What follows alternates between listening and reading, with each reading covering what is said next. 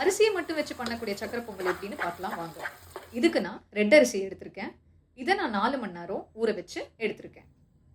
இப்போ ஒரு குக்கரில் ஊற வச்ச ரெட் அரிசியை போட்டுருக்கோம். எந்த அளவால் நீங்கள் ரெட் அரிசி எடுத்தீங்களோ அதே அளவு 1.5 கப் அளவு தண்ணியை ஊற்றிக்கோங்க.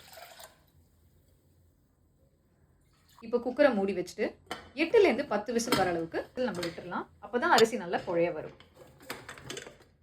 இப்போ அரிசி நல்லா வெந்து குழஞ்சிருக்கு.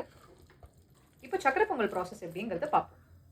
ஒரு பேனில் 1 கப் நெய் விட்டுக்கோங்க. நெய் நல்லா சூடானதும் தேவையான அளவு முந்திரி திராட்சையை சேர்த்துக்கலாம்.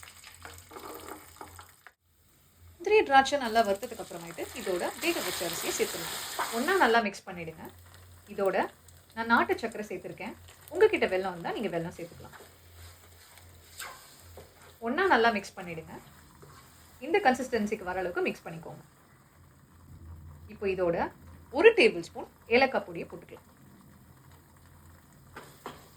நல்லா மிக்ஸ் பண்ணி விட்டுக்கோங்க. சுவையான சத்தான ரெட் அரிசி ஸ்வீட் பொங்கல்